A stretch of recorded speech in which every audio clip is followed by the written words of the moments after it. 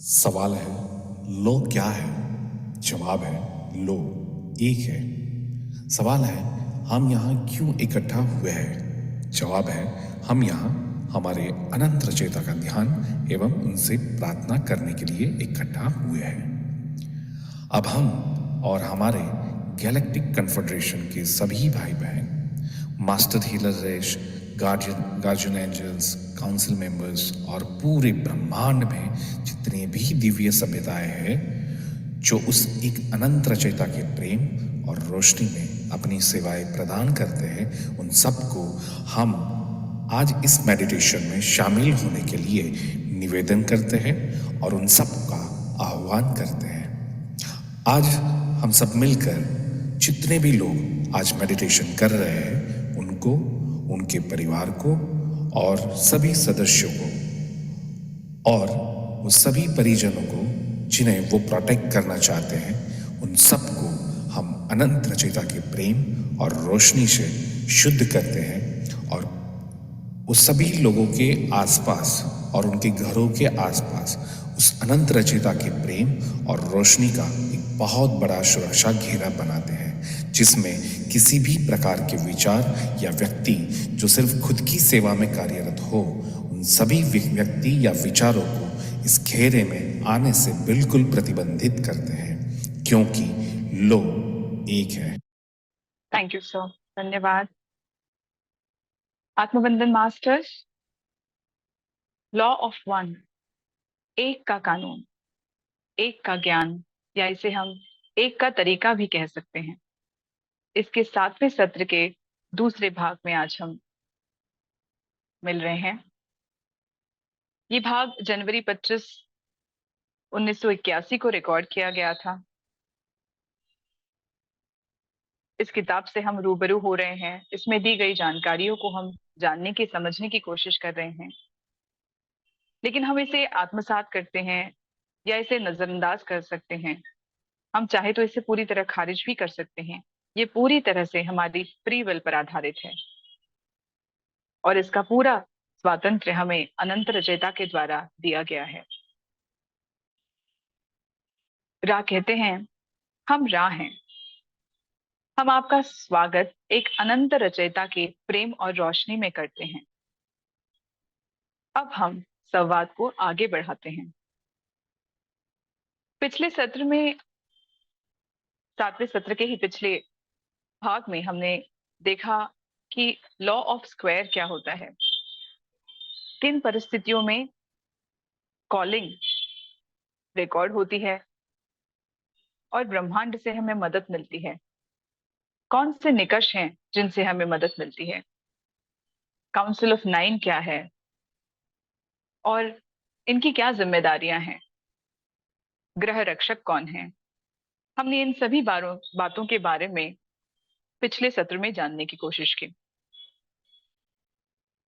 पिछले सत्र के अंतिम चरण में डॉन ने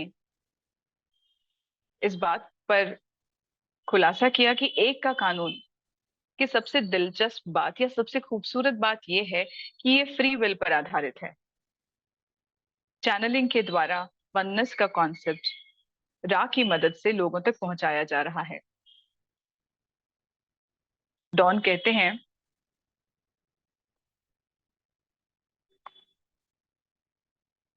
कि एक के कानून को लागू करने में दिलचस्पी रखने की सबसे बड़ी वजह यही है कि इसमें फ्री विल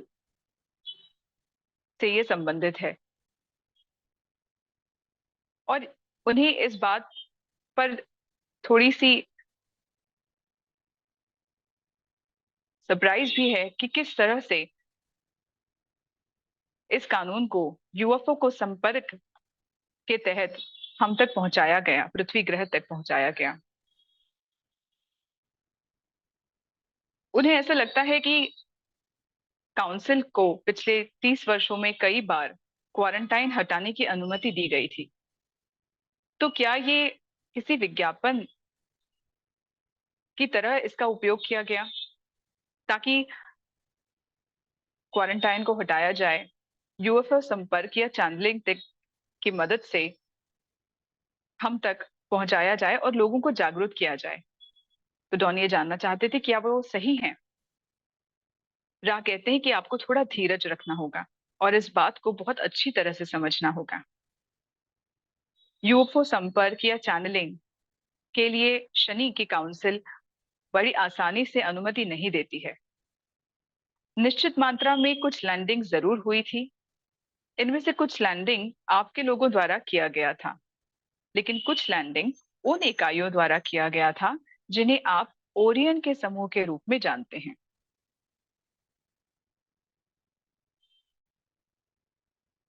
दूसरी महत्वपूर्ण बात जो रा ने यहाँ पर क्लियर की वो ये थी कि कोई भी अनुमति इस शर्त पर दी गई है कि वो आप लोगों के बीच रहकर क्वारंटाइन को ना तोड़ें। वो बस उन लोगों के बीच विचार रूप की क्षमता में प्रकट हो सकते थे जिनकी सोच उनके तरह की हो या जिनके पास उन्हें देखने की आंख हो। यहाँ पर राय ये कहना चाहते हैं कि वो सिर्फ टेलीपैथिकली उन लोगों से कांटेक्ट कर सकते थे जिन्हें मदद की जरूरत है, या टेलीपैथी से उनसे संपर्क कर सकते थे। उन्हें अपने आप को जाहिर करने की अनुमति नहीं थी, इसीलिए क्वारंटाइन नहीं तोड़ा गया। और ये चैनलिंग उन्हीं लोगों के, या ये संपर्क उन्हीं लोगों से होता था जो लोग लॉ ऑफ वन में बिलीव करते हैं, उसमें विश्वास रखते हैं, उसी तरह की सोच रखते हैं, और जिनमें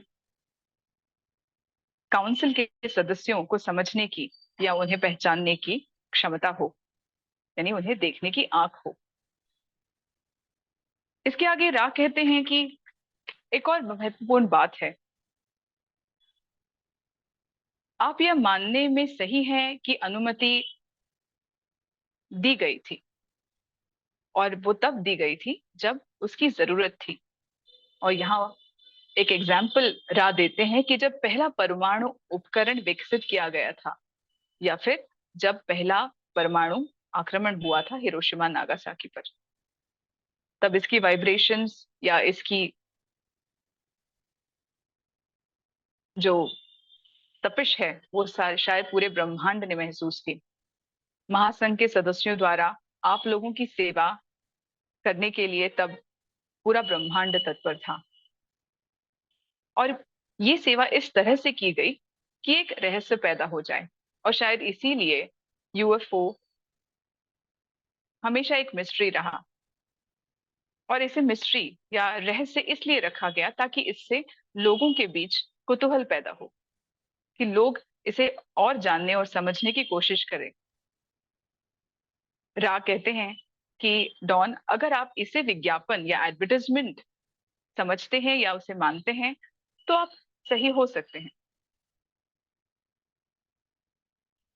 इन घटनाओं के रहस्य और अज्ञात गुण के द्वारा, यहाँ पे ये यूएफओ लैंडिंग की बात कर रहे हैं कि पृथ्वी से संपर्क करने की जो घटनाएं घटी हैं इसके पहले, इन घटनाओं के रहस्य और अज्ञात गुण के द्वारा हम आपको इस आशा और इरादे के साथ अनंत संभावना के बारे में जागरूक करना चाहते हैं। जब आपके लोग अनंतता को समझते हैं, तभी और केवल तभी एक के कानून के लिए प्रवेश द्वार खोला जा सकता है। आगे डॉन पूछते हैं कि रा, आपने अभी यहाँ दोनों महासंघ के सदस्यों और ओरियन के लोगों के यहाँ आने के बारे में बताया, क्या आप इसे समझा सकते हैं? डॉन ने आगे ओरियन समूह के बारे में जानने की इच्छा दर्शाई। डॉन ने पूछा, मैं अभी ओरियन के बारे में पूछना चाहता हूँ। आपने बताया था कि कुछ यूएफओस के संपर्कों के स्रोत ओरियन थे। क्या आप मुझे उस संपर्क के बारे में कुछ बता सकते हैं कि उनका उद्देश्य क्या था? रा कहते हैं, मैं आपको इसके बारे में एक सरल उदाहरण से समझाना चाहूंगा। और यहाँ रा ने जो उदाहरण इस्तेमाल किया है वो है अडोल्फ हिटलर का। इस नाम से हम भलीभांति परिचित हैं। रा ने इस उदाहरण में जो इकाई है, अडोल्फ हिटलर, ये एक सिंबॉलिक एग्जाम्पल है। अडोल्फ हिटलर अपने आप को आर्य समाज का समझता था, मानता था, और उन्हें ऐसा लगता था कि आर्य संस्कृति दुनिया के सबसे बेहतर और सुपीरियर संस्कृति है। ओरियन समूह कुछ इसी तरह की विकृत सोच रखते हैं, जिसे वो एलिट्स कहते हैं। उन्हें एक समूह से चुनकर एक करने का होता है, फिर उन एलिट्स के द्वारा अलग अलग तरीकों से उन लोगों को गुलाम बनाया जाता है जो एलिट्स नहीं होते हैं। जिस तरह से हिटलर ने अपनी तरह के, अपनी रेस के, अपनी जाति के लोगों को अलग समझा और निम्न जाति के लोगों को गुलाम बनाया, उसी कुछ इसी तरह की सोच ओरियन समूह के लोग भी रखते हैं। और इस वजह से विभाजन की नीति जो है वो सामने आती है, उभर कर आती है। तथाकथित ओरियन के साम्राज्य में इसी तरह की विभाजन की नीति है, और इस वजह से वो अनेक समस्याओं का सामना करते हैं। जब कभी आप किसी को ऊंचा या नीचा समझते हैं, तो संघर्ष का भाव आ जाता है। भारी मात्रा में अनियमित ऊर्जा का उत्सर्जन करना हो जाता है, यानी कि एक दूसरे से आगे निकलने के लिए होने वाले लगातार संघर्ष के कारण उन्हें बड़ी मात्रा में अपनी ऊर्जा को नष्ट करना पड़ता है।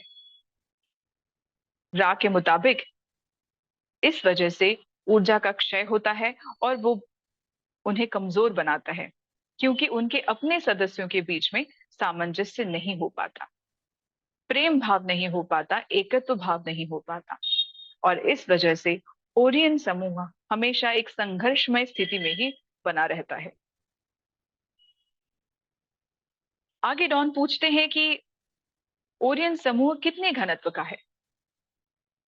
जिस तरह से हम पृथ्वीवासी तीसरे से चौथे घनत्व में रहते हैं या उससे आगे जाने की इच्छा रखते हैं, तो क्या ओरियन समूह भी कुछ इसी तरह से है?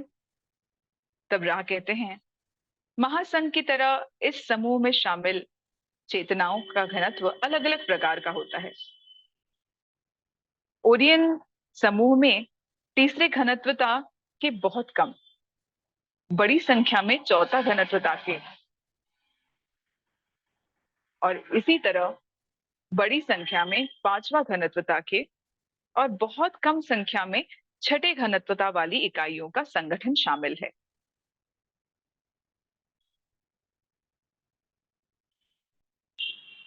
चूंकि घनत्वता में काफी वेरिएशन है और आध्यात्मिक व्यवस्था की पूर्ण कमी है, इस वजह से ये समूह लगातार विभाजन का अनुभव करते हैं।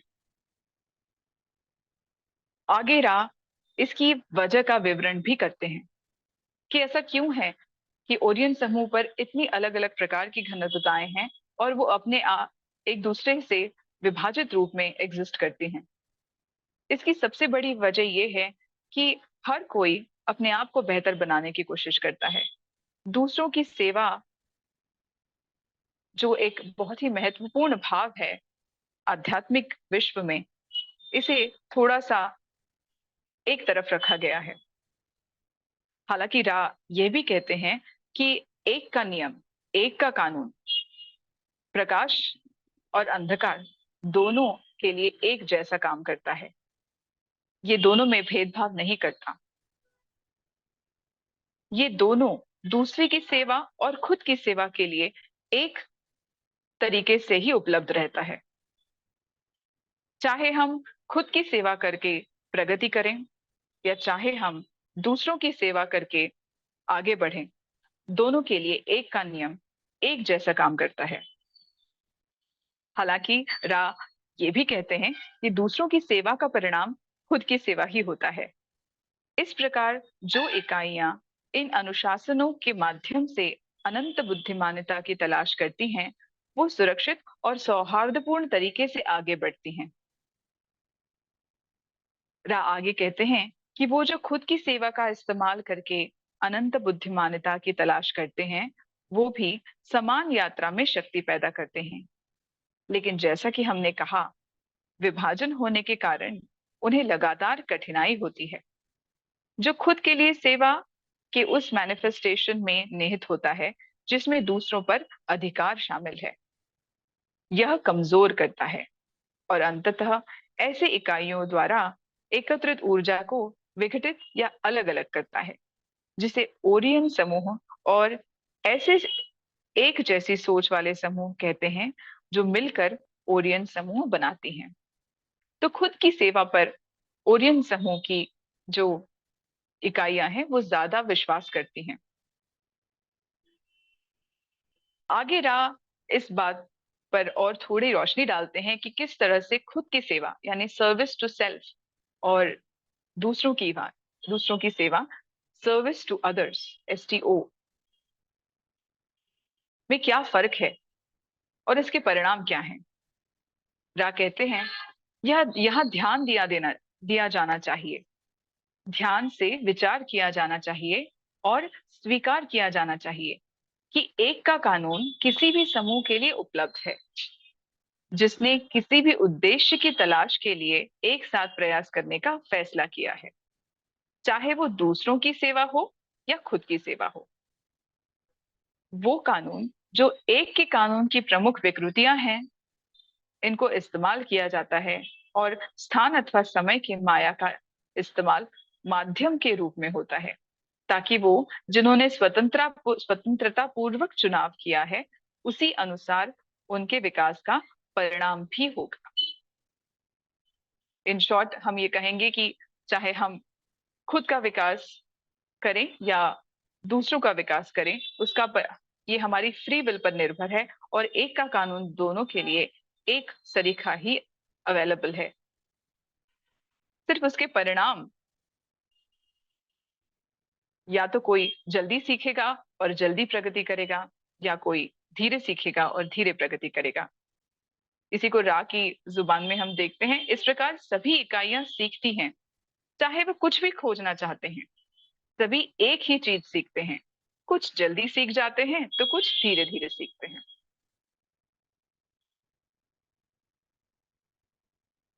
यहाँ पे एक छोटा सा एग्जाम्पल जो मेरे दिमाग में आ गया मैं देना चाहूंगी कि हम कई बार हिमालयन योगीज के बारे में सुनते हैं कि जो अपनी साधना से अपनी सिद्धियां काफी सिद्धियां हासिल करते हैं, उनकी काफी आध्यात्मिक प्रगति हो जाती है।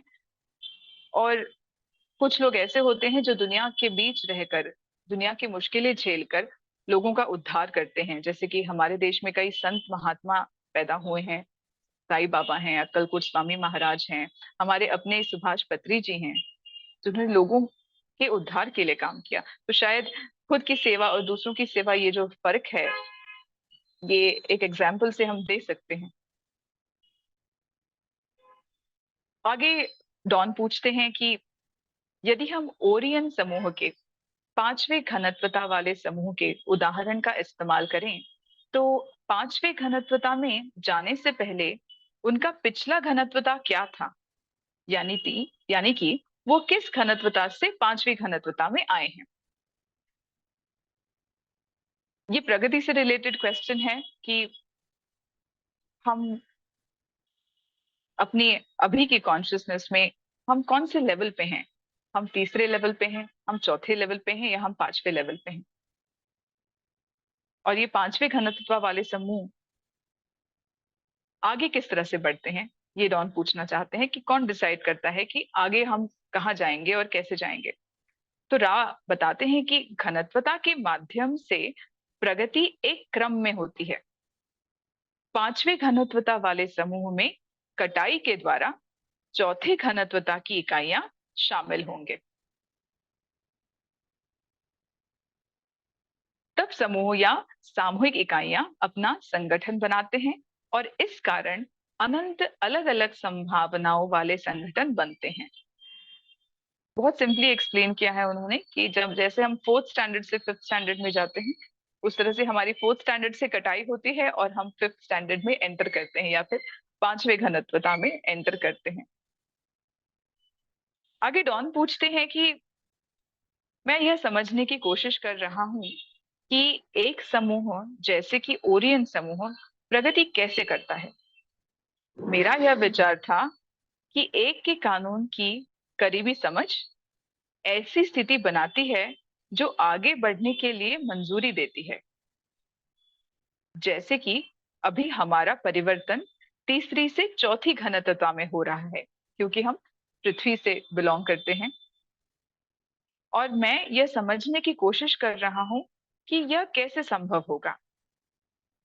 यदि आप ओरियन समूह में होते और खुद की सेवा की दिशा में आगे बढ़ते, तो आप कैसे प्रगति करते, जैसे कि तीसरे घनत्वता से चौथे तक? उसके लिए क्या सीखना आवश्यक होगा? तो यहाँ डॉन जानना चाहते हैं कि ओरियन समूह में जहां खुद की सेवा पर ज्यादा जोर दिया जाता है या सर्विस टू सेल्फ को फॉलो किया जाता है, वहां पर हम तीसरी घनत्वता से चौथी घनत्वता में कैसे जाएंगे? क्या सीखना आवश्यक होगा? तो यहाँ रा कहते हैं कि ये हम आखिरी सवाल लेते हैं, क्योंकि कार्ला थोड़ी सी थक गई हैं और एक बहुत लंबा सेशन हो गया है ये। तो आपको याद होगा कि हमने विस्तार पूर्वक चर्चा की थी कि कैसे वो लोग जिनका झुकाव अभी तक दूसरों के लिए सेवा की तलाश में नहीं है, फिर भी अनंत बुद्धिमानता के प्रवेश द्वार को खोज लेते हैं और उसका इस्तेमाल कर सकते हैं। यह हमारे अष्टक से सभी घनत्वताओं में सही है। हम अपने से ऊपर के घनत्वता के बारे में नहीं बता सकते हैं, जो कि अस्तित्व का अगला क्वांटम या अगला अष्टक है। यहाँ रा कह रहे हैं कि हम अपनी प्रगति तो कर सकते हैं साधना से, मेडिटेशन से, लेकिन हम अपने अगले घनत्व के बारे में, जब हम अपनी लोअर डेंसिटी में हैं, हम नहीं बता सकते हैं, क्योंकि वो अगला क्वांटम है। हालांकि रा ये भी कहते हैं कि यह फ्री विल और स्वतंत्र इच्छा के कानून के कारण ही पॉसिबल है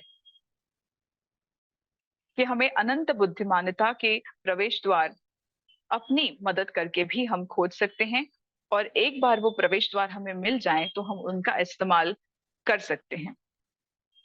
आगे रा कहते हैं कि इसके अलावा यह भी जोड़ा जा सकता है कि ऐसे कई तरीके हैं जिसका इस्तेमाल करके ये विभाजन को खोजने वाले प्रवेश द्वारों को प्राप्त कर सकते हैं।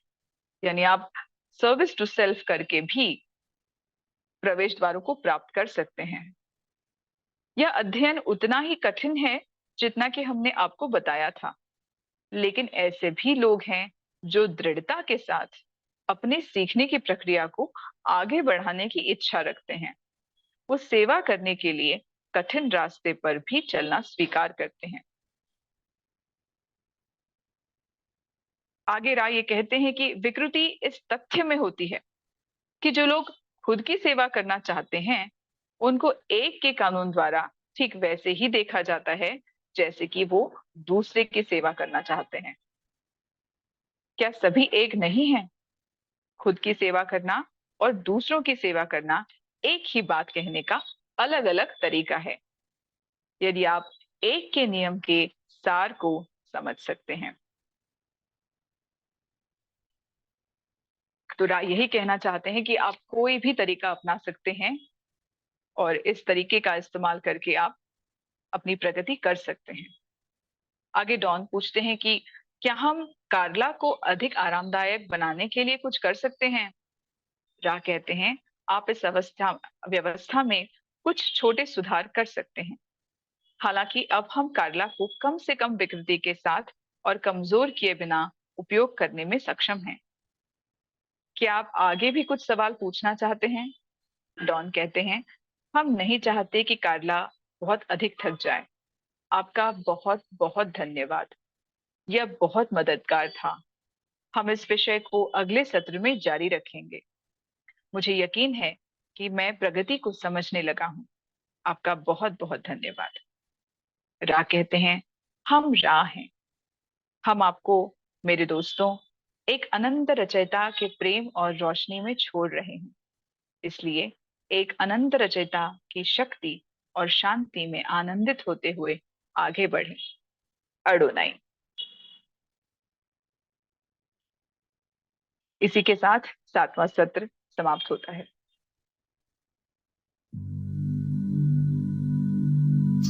मैं अपना एनर्जी फील्ड सुरक्षित कर रहा हूं। मैं अपना ऑरा लॉक कर रहा हूं। मेरे शरीर, दिमाग, आत्मा और मेरा पूरा एनर्जी फील्ड अनंत रचयिता के असीम दिव्य प्रेम और रोशनी में हमेशा के लिए सुरक्षित है।